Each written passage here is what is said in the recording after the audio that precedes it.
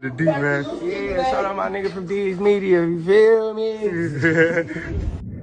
Yo, it's your boy D's Media back again. Like, comment, subscribe to the channel on the road to 100K. Today we're going to talk about Chief Keef speak on leaving Chicago and how it made him a better person. Let's jump straight into it. The street life had me. You know what I'm saying? Like the streets and everything that came with that, it had me in like a whole, especially in Chicago. So when I moved to LA, I kind of like started getting better as a person type. Yeah, yeah. So it took me to come to LA to actually grow out of what I was and who I was and how I was. You know, now I'm even talking like you couldn't get me to talk in an interview. I'll tell you what. How are you? 300. Yeah, no. I ain't really speaking. I'm not being vocal. Yeah. Like that. But nowadays, I mean, I got something to say. Really. Yeah, I love that. But when I say, man, that man Chief Keef took the world by storm when he dropped that I Don't Like.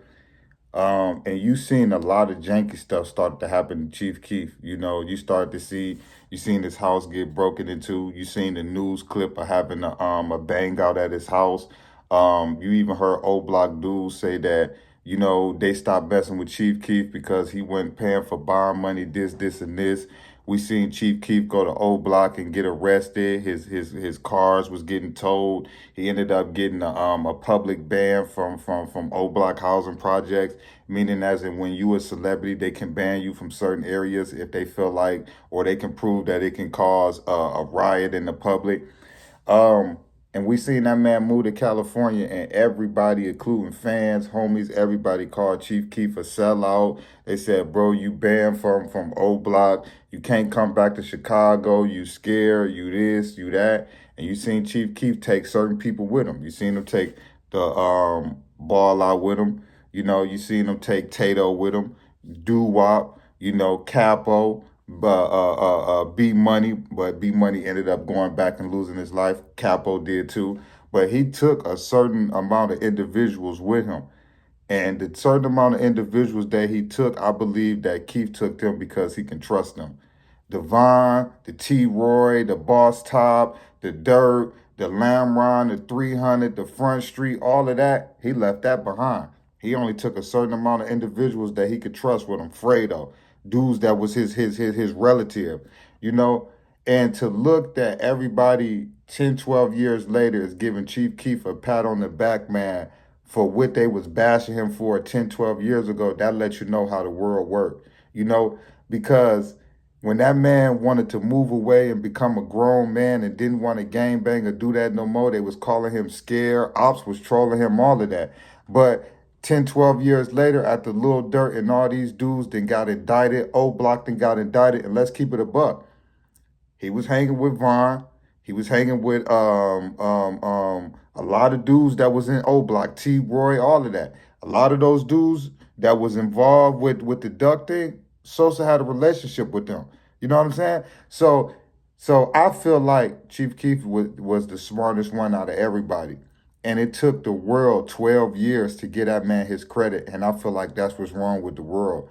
I feel like sometimes fans and sayers have a little bit of too much of a say-so when you judging a man for doing what's best for him and his family. You judging him for being scared, for being weak, for being lame, for being a sucker, you know, for doing all of this. Oh, you dissing from out of town, woo, woo, woo, woo, woo, woo, wop the bell. But look how many young black men lost their life trying to stay in Chicago and play tough. Duck, one of the hardest GD rappers up north, unfortunately lost his life because he didn't want to leave Chicago. He had the bread. You know what I'm saying? Capo lost his life. You know what I'm saying? Newski lost his life. It's so, L.A. Capone, it's so many people that had so much talent in Chicago that lost it. Young Pappy.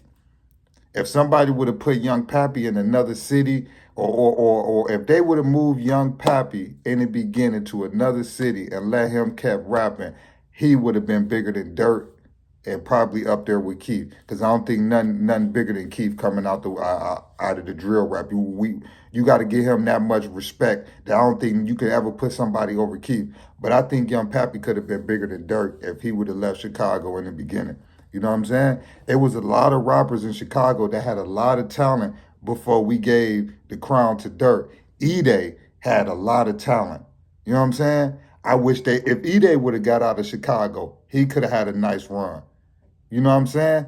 Like it's so many people that had so much talent and so much potential, but they lost their life in Chicago. So I give Chief Keef his flowers for being one of the goats and the founders of drill rap. You know what I'm saying? And putting it on the level to where the whole world learned about it. And not only that is he got Ops record deals, he got his homie record deals. Keef got so many people record deals just because everybody wanted to see what was going on in Chicago. But I just feel like sometimes, man, we just got to chill out, man, with judging a person and not knowing what they got going on personally, because everybody right now is calling Chief Keef the smartest because he ain't getting indicted. But 12 years ago, the same people was calling that man scary. So what is he? Is he scary for leaving Chicago and running from ops? Or is he smart because he ain't getting caught up in indictments and he ain't got to worry about losing his life or none of that? Which one is it? You know? But I love y'all, man. Appreciate y'all so much, man.